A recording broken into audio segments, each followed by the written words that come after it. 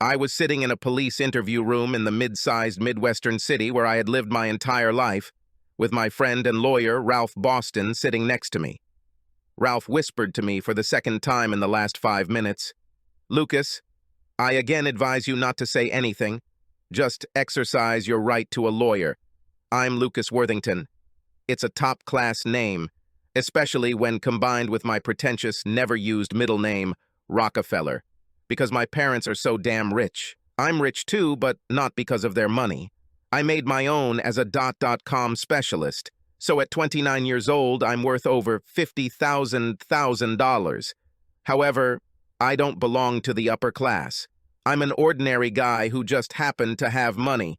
I drink beer, play basketball, sit in the stands at baseball games, start brawls and fights, and spend at least 40 hours a week doing volunteer work, mostly, but not exclusively, for a charity I set up for disadvantaged children in the poor areas of my city.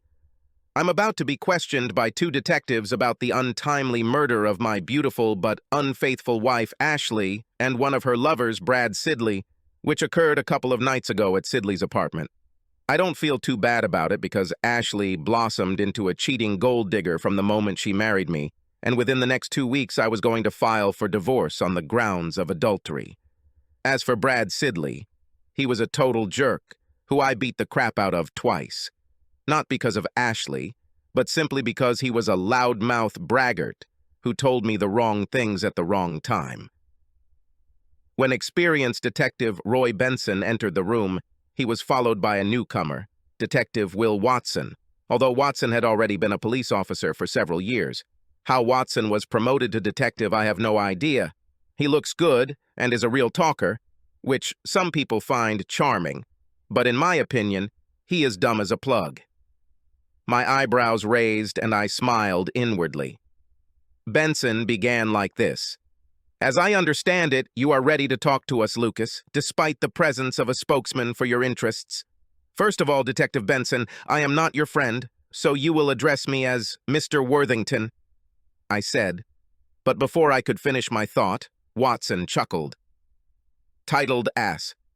I turned to Watson, looked straight at him and said, "You know, Will, every time I see you, I remember the movie Menagerie." A puzzled expression appeared on his face, but before he could say anything else, I continued, "I remember Dean Weremere telling Flounder, 'You can't live your whole life fat, dumb, and ugly, son.' Well, the quote is not entirely accurate, but close enough. You remind me so much of Flounder, and for the sake of facilitating this interrogation, keep your fat, stupid, ugly mouth shut, or I'll have to do to you the same thing I did in the locker room our junior year at good old Hudson High after football practice. You remember this, don't you, asshole?" It brought back pleasant memories for me, but not so much for Will. In the locker room after football practice, Watson called me a horny weakling and pushed me. I threw him on his ass, hugged him, and stuck his head in the toilet. So, I was suspended from the game, but it was worth it. "There's no reason to say that, Mr. Worthington," Benson snapped. "Then tell your dog on your knees to shut the fuck up. I would like to give answers to the questions, but I'm not going to put up with his behavior," I growled. Watson looked like he wanted to attack me, although he was too cowardly to do so. You may wonder why I was stupid enough to anger a cop who could have made my life difficult, but the reason will become clear later. Benson whispered something to Watson, and he leaned back in his chair, staring at me. Before I was so rudely interrupted, I was also going to say that this interview is only being conducted because your department has agreed to videotape the entire process, and in the understanding that the moment you lie to me the first time, it will all be over. Also, ask your questions efficiently, because I'll be done in 2 hours. "We don't agree to a time limit," Benson said, visibly annoyed. "Obviously, either you didn't talk to Chief Jackson or you didn't listen to him, because I made these terms clear to him and he accepted them. Do you agree, or can I leave now?" Benson and I looked at each other for 30 seconds before he said, "Okay, let's get started." I definitely took off my watch and started the timer function. Benson, with Watson only whispering to him if he wanted to ask something, because he knew that I would never answer any of his questions, began his interrogation. I answered all their questions honestly, although it was clear that they did not believe me because I knew that they would never be able to prove that it was I who killed my cheating wife or her lover. About an hour after Watson whispered something to Benson, he said, "How do you explain the presence of your DNA on Sidley's clothes?" I stopped the timer on my watch, put it on my wrist, and said, "This is your first and only lie. Goodbye," and stood up, after which Ralph and I left. Benson and Watson shouted something after us, but I did not listen and did not attach any importance to their words. Ralph and I walked to his office, located just a few blocks from police headquarters, giggling to each other most of the way. As we entered the closed conference room, Ralph laughed.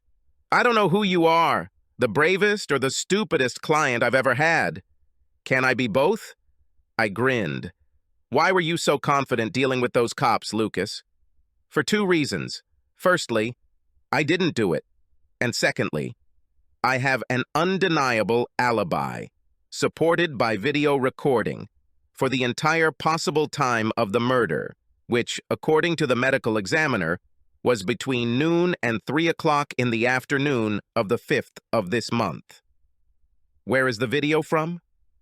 "This is a video from a basketball clinic where I was tested in a city 90 miles from here, and the entire time of which is on video, starting at 11 a.m., an hour lunch break at 12:30, and ending before 4 p.m.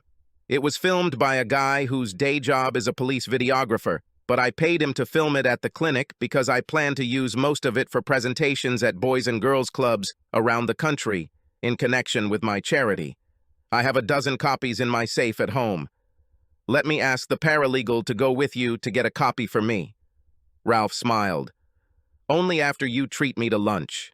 Working with Watson and Benson made me hungry," I chuckled. 2 days later at 6:30 a.m., Watson and about half a dozen other cops served me a search warrant. I'm sure they wanted to wake me up and inconvenience me, but I had already been training for half an hour. Watson had a big shit-eater grin on his face when he served the warrant. "Have fun, idiot," I grumbled, taking out my bike to finish my workout outside. "Don't steal anything. All valuable things are listed in my catalog." Watson responded annoyed. "Fuck you."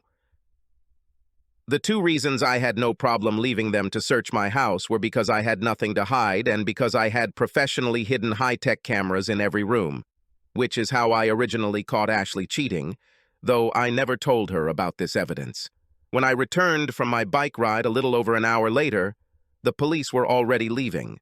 Watson saw me and with a wide grin handed me a bag of evidence, which, as it turned out, contained a gun.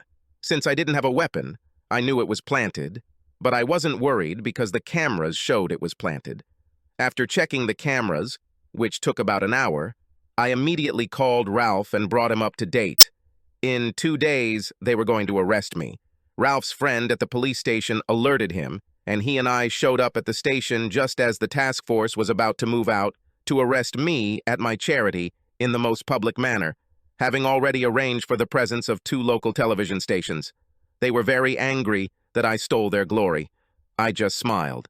Ralph had already petitioned the fairest judge in the local court for a bail hearing the next morning. I spent only 1 night in prison. Those bastards put me in a cell with a real scumbag named Melvin Brixey, with whom I'm sure they agreed to beat me up. This also didn't work for 2 reasons. I caught Melvin off guard by telling him as soon as I walked into the cell that I knew the cops had promised him something if he beat me up. After that, I immediately told him that I was rich and that I was not a failure myself, and if he testified in my favor, then I would pay for the services of the best criminal lawyer in the area who would take his case, and if he didn't like that deal, then he will be surprised by my physical reaction, and that I will not stop until one of us dies. Given his size and background, Melvin would have ended up beating me to a pulp, but he immediately liked me for my aggressive approach. When Ralph met with me the next day at my bail hearing, I told him that I was paying for Melvin's defense and asked his senior partner, a criminal defense lawyer, to meet with Melvin that same day. In parting, I shook Melvin's hand, and the 2 jailers who accompanied me looked at us with their mouths agape. The DA himself was present at the bail hearing. It was an election year. This is a complete asshole who dealt with my father when he was in private practice and got what he deserved. He treated the case as a high-profile one to ensure his re-election. He made very disparaging comments about me, which made me very angry. Luckily, Ralph has a much cooler head than I do, so he tempered the DA's arguments with logic instead of calling him the asshole that he was. Ralph also pointed out the disruption to my charity work that would occur if I was sent to prison, and that I was clearly not a flight risk. I was released on $2,000 cash bail and forced to hand over my passport, but without a wrist monitor. When I returned to Ralph's office, we had worked out our strategy in just over 2 hours. When we finished, we grinned. He immediately had his technical expert review the DVD of my alibi that I had given him. We put the relevant scenes from my home cameras during the police search into an easy-to-display format, and Ralph began contacting the alibi witnesses to tell them to cooperate less with the police. However, the first thing Ralph did was file a notice with the court that we were exercising our right under state and local law to have a trial within 90 days of my arrest, which was infinitely faster than the prosecutor and the court were accustomed to. Most criminal defendants, especially if they are out on bail, want to drag out the process as long as possible. Also, unlike most of the accused, I did not avoid the media. Gave interviews to every reporter who asked for it. Radio, television, newspapers, social media, whatever. In every interview, I called the district attorney an idiot who was incompetent and should be removed in the next election, and the police detectives handling my case as corrupt and ineffective, while praising the rest of the police force. I know for a fact that I angered a lot of people. That was my intention. The prosecutor appointed female prosecutor Suzanne Carney to lead the case. She was young, but already experienced, although she had just transferred to his office from a larger city after a messy divorce that I found out about when I found her on the internet. She was only 30, only a year older than me, and judging by the photographs, she was simply stunning. Although she was clearly intelligent and competent, having less than 90 days to prepare a case when she had other responsibilities and was in a new work environment was very difficult for her. So after she had the case for about 2 weeks, she asked for a plea conference with Ralph and me. We only agreed because I wanted to meet her. We went to her office, where she was waiting with 2 assistant prosecutors, Benson, Watson, and an attractive, if strangely dressed young woman whose title was unknown to me and who was not introduced to us. Ralph and I were polite, but we didn't say much. Carney listed the highlights of her case. The murder weapon, a .380 caliber pistol, was found in my home during a search and was positively identified by ballistics, and my DNA was also found on it. The video of my alibi ends at 1:50 p.m., giving me enough time to commit the murder by 3 p.m., according to the medical examiner. I had a strong motive because Sidley and Ashley were having an affair, and getting rid of her was cheaper than divorcing her. And my history of quarrels with Sidley in the past, where she claimed Sidley had gotten the best of me, is clearly not true. But the source of this information was a friend of mine who, although not lying, reported it incorrectly. However, due to her generosity, she agreed to find me guilty of first-degree manslaughter with a sentence of 8 to 15 years in prison. As previously agreed during her speech, Ralph and I simply smiled. This seemed to unnerve everyone on her part. When she finished, I said, "Miss Carney, could we meet with you individually, without strangers?" This completely stunned her entire team. I can't do this. It is unethical to speak to you alone while being represented by an attorney." "Actually, Miss Carney," Ralph smiled, "since both Mr. Worthington and I fully agree, there is no ethical problem, and we will both sign a statement to that effect." After a minute of awkward back and forth, I chuckled and said, "Please call your secretary, dictate this statement to her or him, and ask him or her to bring it here for me and Ralph to sign." Suzanne called her secretary, dictated what she wanted, and while we waited for the document, I engaged Suzanne in the most pleasant, non-legal conversation I could manage. smiling at her constantly. Less than 5 minutes later, her secretary, a man, came in with a document. After a quick look, Ralph and I signed it. The secretary and one of the assistant prosecutors witnessed our signatures, and the secretary left to make copies for us. After that, everyone left the room except me and Suzanne.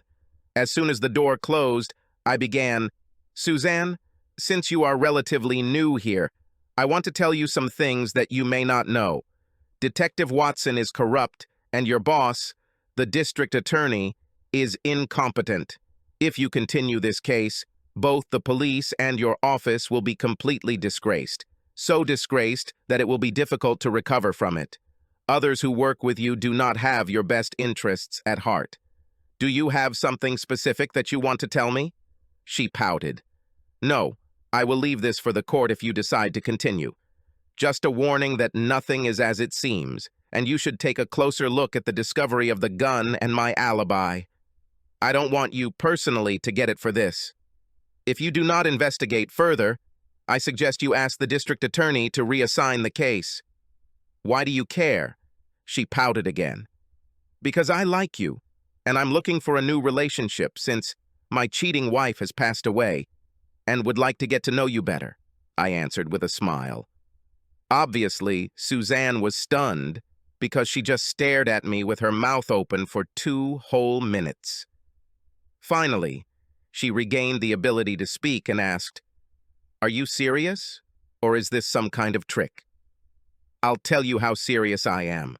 I know that your favorite artist is Bon Jovi, and on my iPhone I will buy you and me 2 front-row tickets to his show in New York from a friend of mine for his next concert in exactly 123 days, and I invite you to come with me."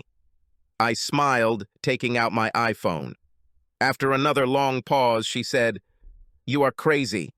Just tell me whether or not you accept my plea deal, which expires after today." "Miss Carney, I'm sorry if I upset you. Perhaps after finding me not guilty you will change your mind, and I will be as kind to you as I can. However, to answer your question, I reject your offer and any future plea bargains because I am innocent." At this moment, while she was still in a semi-shocked state, I quickly took her hand, kissed it, and left the room. As we were leaving the building, passing Watson, I gave him the middle finger. Ralph chuckled. "How did everything go?" he asked. "She turned down my offer of a date at a Bon Jovi concert in New York, but she was interested in me. I'll try again after the trial. Given what happens there, will she ever talk to you again?" "I hope so," I chuckled. "Maybe she'll develop a sense of humor." "Dream," Ralph laughed. "I don't want to spoil the outcome of my trial for you in advance, but I have to say a few things. The DVD we gave the prosecution with my alibi appears to cut out at 1:50, but if you continue to play it for another 30 minutes, it resumes at 1:50 and shows me until it cuts off at 4 p.m. If the prosecutor's office or the cops had continued to play it instead of cutting it off at static, they would have seen it. In addition, the prosecutor's office was under the impression that Ashley and I did not have a prenuptial agreement.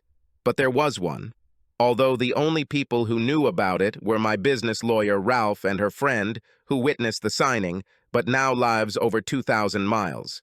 We listed her as a witness on a long list, but the prosecution was never able to contact her, and under local rules, we were not required to reveal what witnesses might say.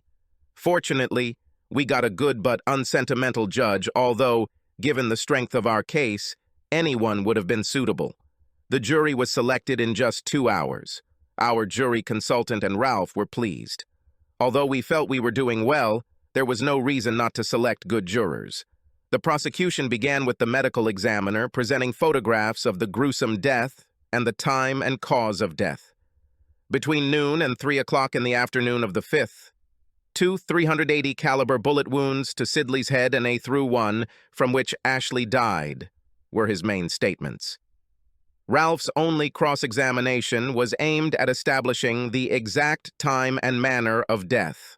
The police witness who assessed my financial situation testified how much money I would have to pay Ashley if we divorced. Since adultery is not grounds for divorce proceedings, and there is no evidence of a prenuptial agreement, Ralph scored many points by introducing into evidence a prenuptial agreement that limited her payment in the event of a divorce due to infidelity to only $50,000, and in the event of a divorcee for any other reason to only 1,000 Ts. Ralph also embarrassed the witness by asking if she had ever tried to contact my business lawyer to see if there was a prenuptial agreement, and not just based on what she had heard from Ashley's friends. Her answer, no, brought a look of disgust on the faces of several jurors. Suzanne then called a ballistics expert who positively identified the .380 caliber pistol found in my home as the murder weapon, and a DNA expert who testified that my DNA was on the weapon. Ralph cross-examined to make it clear that the ballistics expert did not personally know how the gun was found, and the DNA expert testified that there was no DNA on the bullets in the gun, and that, given the locations on the gun where DNA was found, she could have gotten there by transference. Up until this point, Suzanne seemed confident. She got her first real indication that her case was falling apart when she called her star witness, Detective Will Watson. Watson testified about the search warrant for my home, how within 30 minutes Corporal Cheryl Billings, one of the officers conducting the search, found the gun, called Detective Watson, picked it up in his gloved hands and put it in an evidence bag, while Detective Watson looked at it. His testimony only took about 20 minutes. When Ralph stood up for cross-examination, he held in his hand the remote control for the courtroom's large screen projector. "Detective Watson, what were you wearing on the day of the search?" asked Ralph. I don't remember.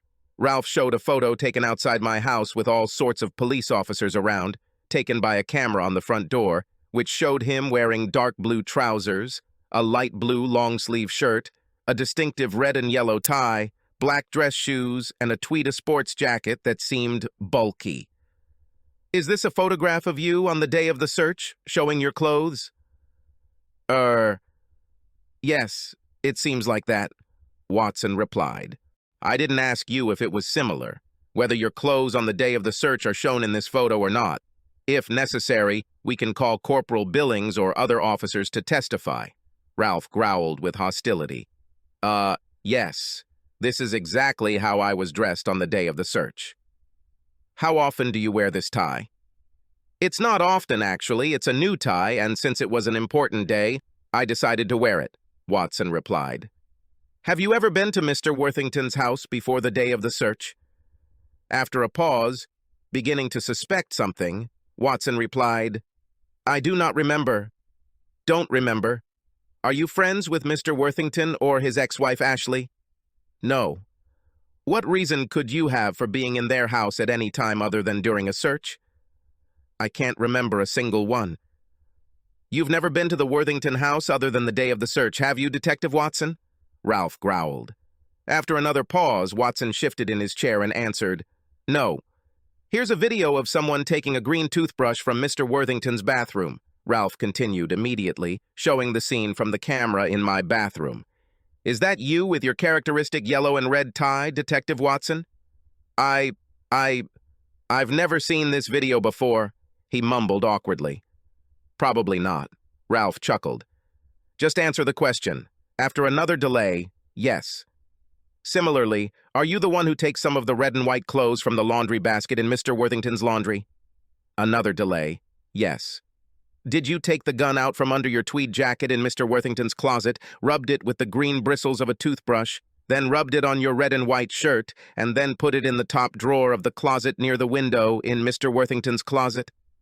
A shocked Watson stared silently at the screen as the video was played 3 times in a row. "I claim the Fifth Amendment," he said breathlessly. "Did you have an affair with Mr. Worthington's wife, Ashley?" A shocked Watson muttered so quietly that the court reporter asked him to speak up. "I insist on the Fifth Amendment. Here's a video taken 2 weeks before the murder of you and Ashley having sex in one of Mr. Worthington's guest bedrooms." After visually showing the sex tape for 15 seconds, the judge said, "You can turn off the video, Mr. Boston. We get the point." "Answer the question, Detective Watson." He muttered, "I claim the Fifth Amendment." There are no more questions, Ralph declared. The entire courtroom stared at Suzanne as she slowly stood up. Your Honor, can we take a break? You definitely need him, Miss Carney. We'll meet in 2 hours, the judge said, and then banged her gavel. All the jurors either smiled or shook their heads. Detective Benson was in the courtroom. I approached him and asked, Are you going to arrest Watson now? He had a glazed expression on his face, but he answered, I don't have a warrant. But there are sufficient grounds for charges, if not of murder, then at least of tampering with evidence, I answered. Murder? He gasped. Who the hell do you think killed Ashley and Sidley? This is the guy who planted the murder weapon. Take courage, Benson, and arrest him, I growled. To my surprise, Benson nodded to the bailiff, and the two of them placed Watson under arrest. While we were having lunch, Suzanne called Ralph. She wanted to meet. We expected her to say she was withdrawing from the case.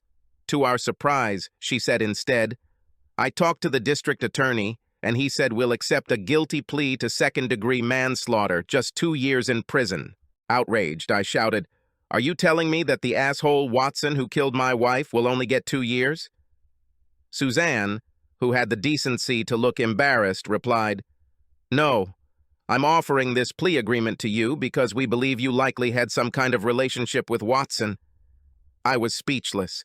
I came at her with such an angry tirade that she looked scared to death, and it was only because Ralph had the strength and size to hold me back that I didn't hit her in the face. I would never have hurt her, but outwardly, I was angry more than ever.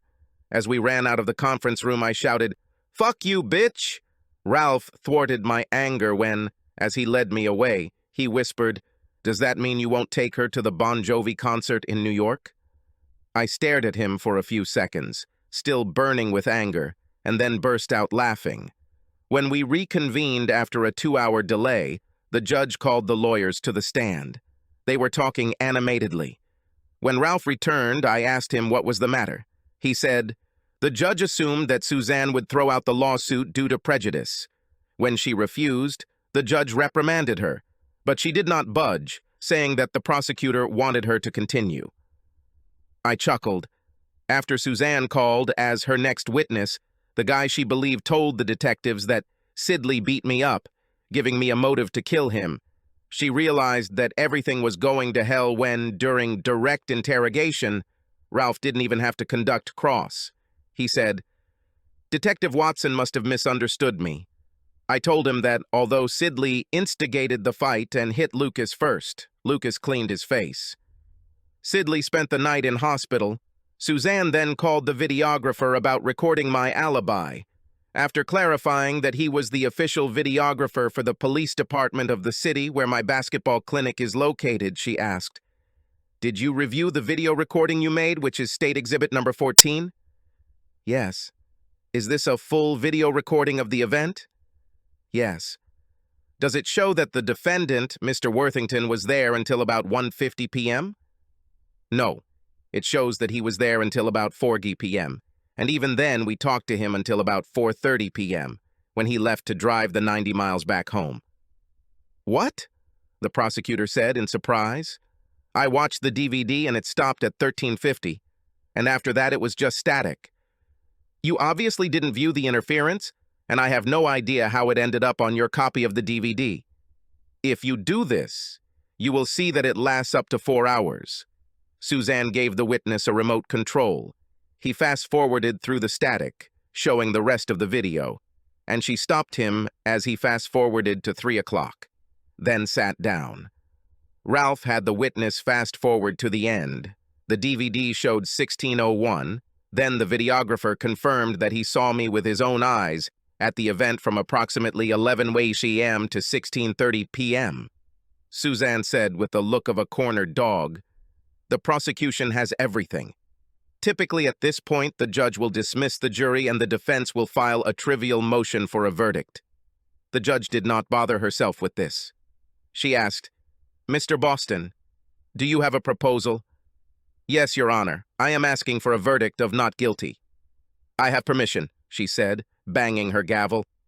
Miss Carney, I'm waiting for you in my room. The jury is out with my thanks. After that, The press was hungry for interviews. On the steps of the courthouse, Ralph first ranted about how the prosecution had done me a terrible service, and that he knew all along what the outcome of the case would be, and if the police and the prosecution had been honest, the case would never have been brought. He was a little careful with his words. I wasn't. After talking to Ralph, I told him that anyone who would vote for a crooked DA in the upcoming election was a fool, that Watson was the killer, and that the police should do their own investigation. I also said I would file a lawsuit against the DA for false prosecution.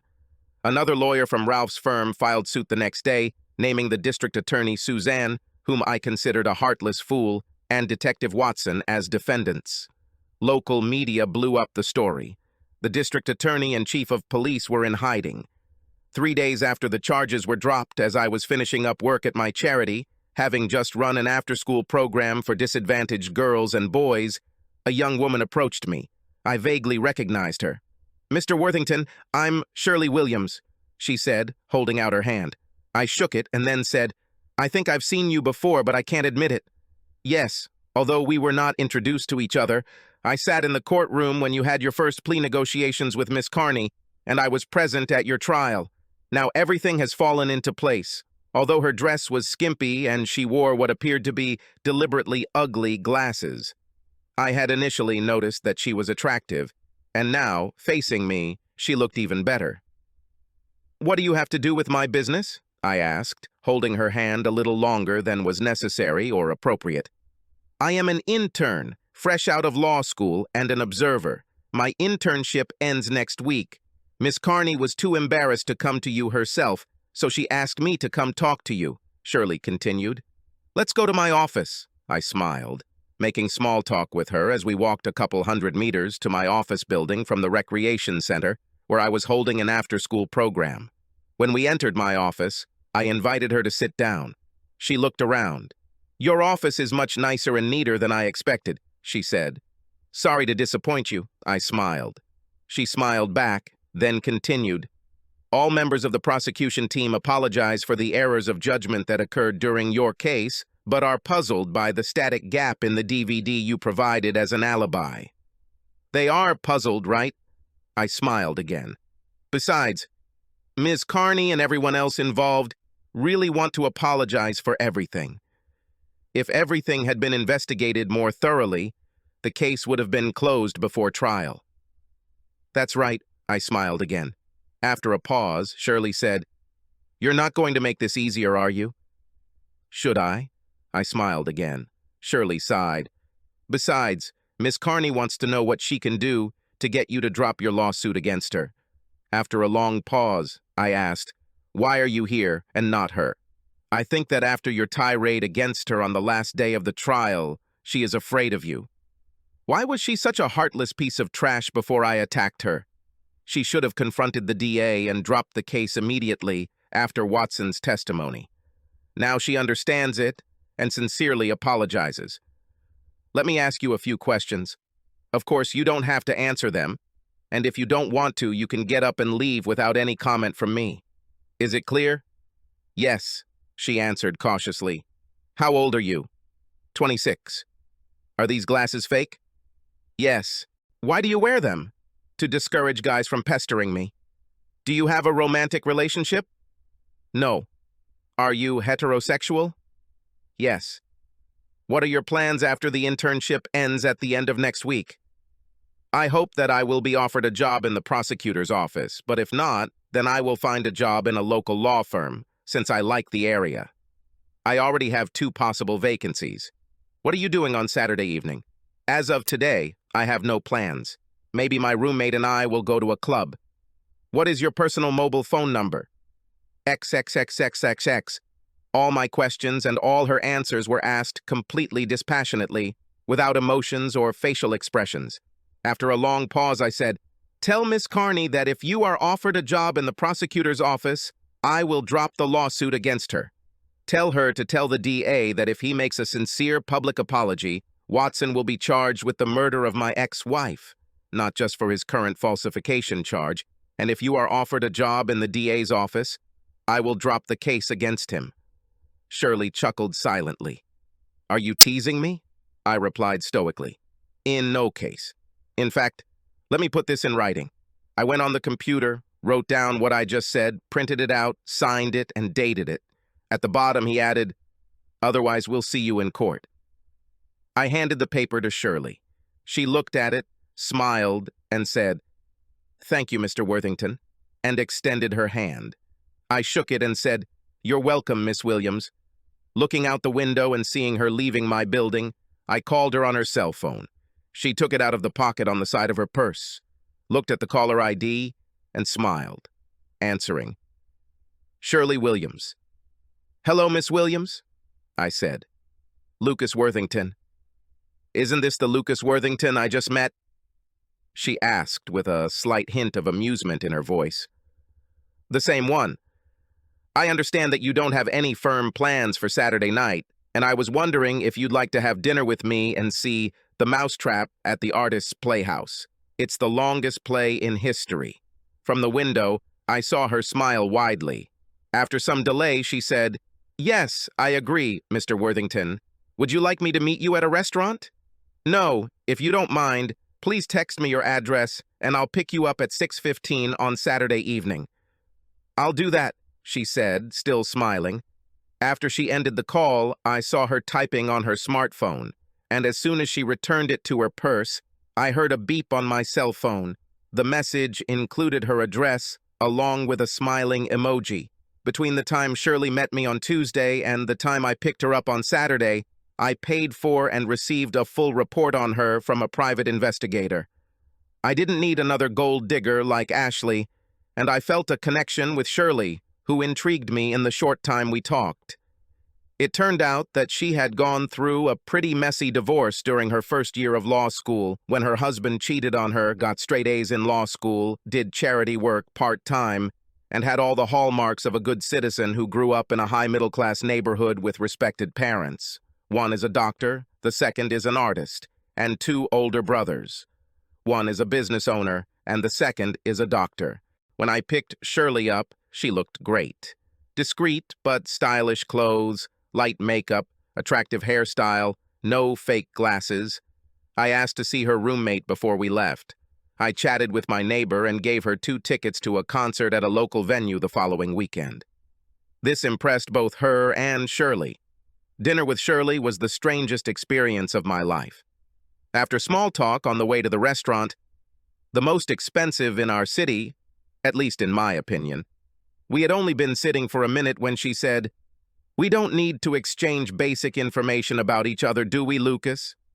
What I mean is that I already know almost all the relevant facts about your background from the investigation the police and prosecutors conducted on you before your trial, and I'm sure you have experienced people who have done a deep dive on me. Why don't we just move on to what makes us tick, what makes us happy, what are our goals in life, important things like where we went to school, how many children are in our families, etc." I was surprised, but not as much as I might have thought. The research I did on Shirley, combined with the exchange of information during our 101-minute dinner, meant that I knew her as well as anyone in my life. We had to skip dessert in order to get to the show on time, but since we both stated that we weren't big dessert fans, it wasn't much of a problem. The Mousetrap is an Agatha Christie comedic, murder mystery with a resolution at the end. Neither of us had ever seen it before, but we both loved it and decided that the 2+ hours we spent watching, it was worth it. When the performance ended, it was 11:15.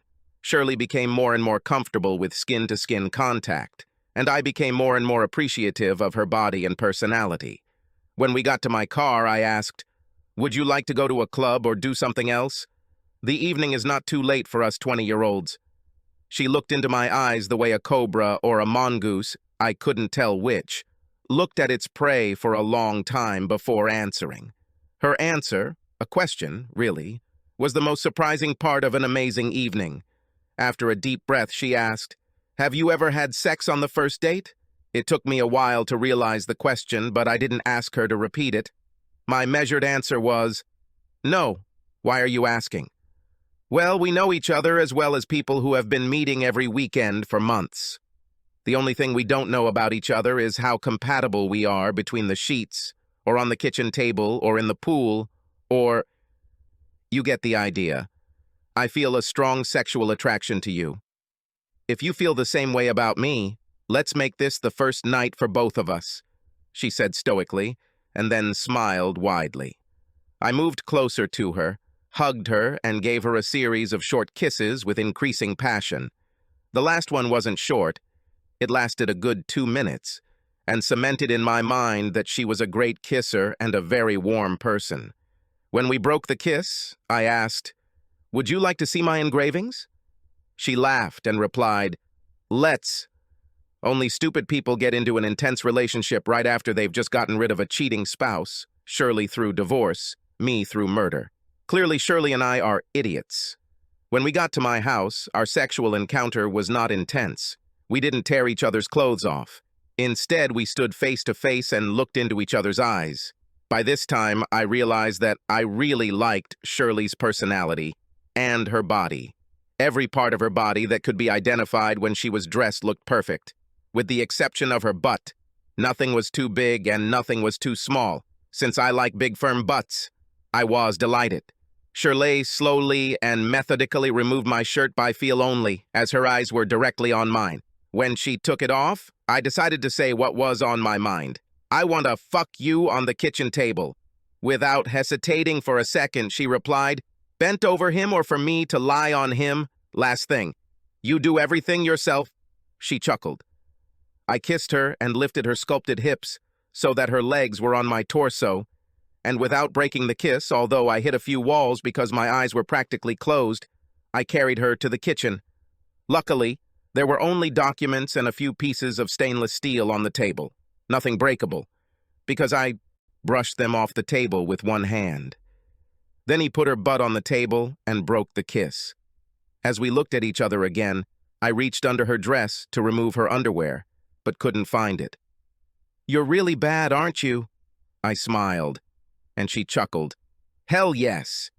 I lifted her dress and immediately fell to her private part with such enthusiasm as I had never taken on anything in my life.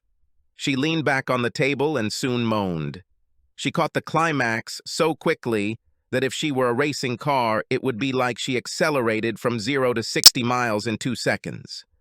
Coming back from her climax, she muttered, "I thought you wanted to fuck me."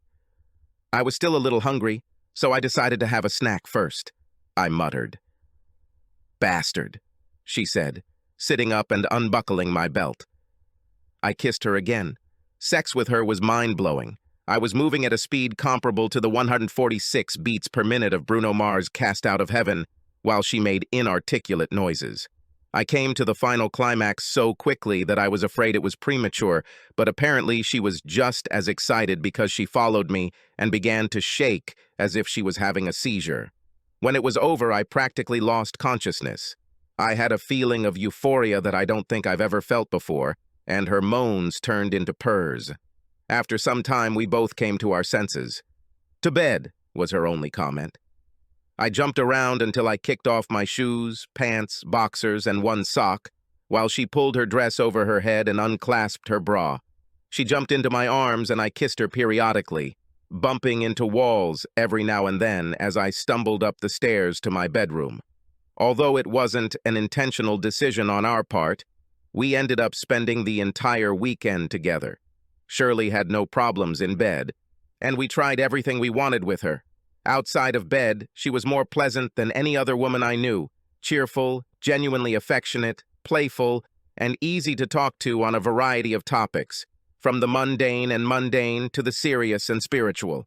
As we ate breakfast at the same table where we had sex less than 48 hours earlier, I suddenly remembered what we had talked about in my office. In between eating a cheese omelet, I asked, "Shirley, since we had so much fun this weekend, I forgot to ask if you passed on my suggestions to Suzanne and Asshole." After swallowing a piece of English muffin, she replied, "Yes, Suzanne was very pleased and guaranteed that I would be offered full-time work next week." She chewed and swallowed another bite of the cake, then continued, "However, she told me not to tell the asshole about this proposal.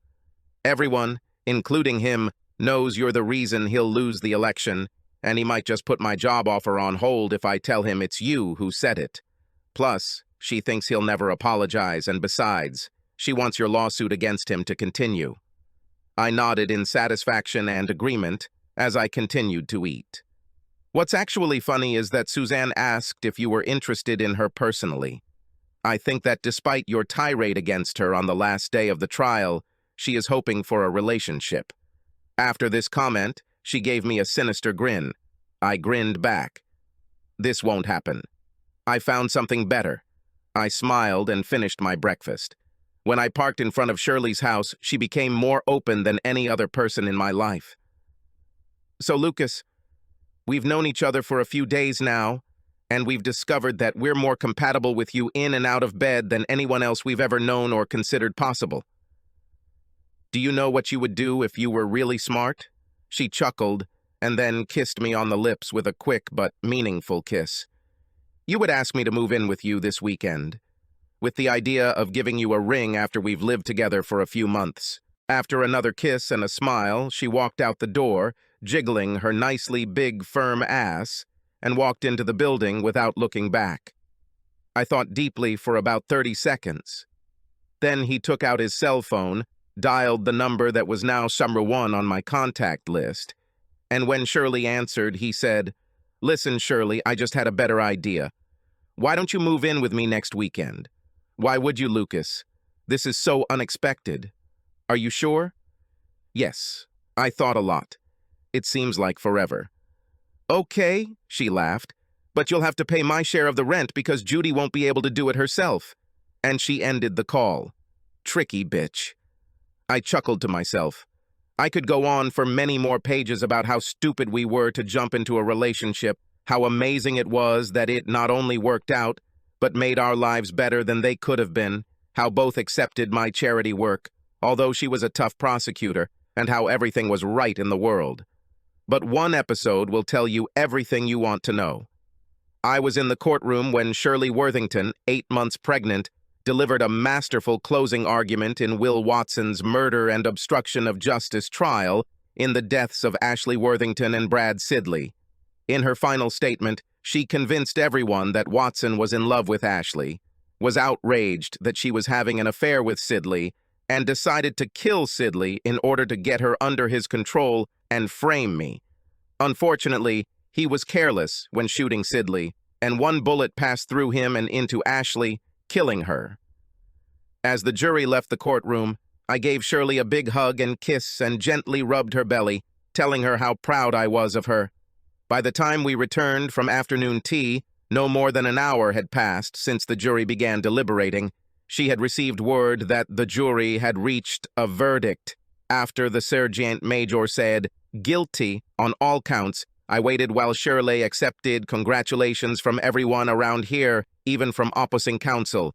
When it was my turn to congratulate, I whispered in her ear, "Tonight I'll give you a nice bubble bath. I'll have your favorite food delivered from the most expensive Italian restaurant in town.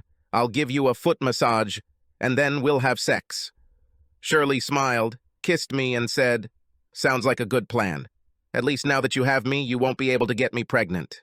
Subscribe to our channel so that your second chaff doesn't cheat on you, and go ahead and listen to the next story, because this story is nothing compared to the next one. If you're under 18, don't even think about listening to the next one.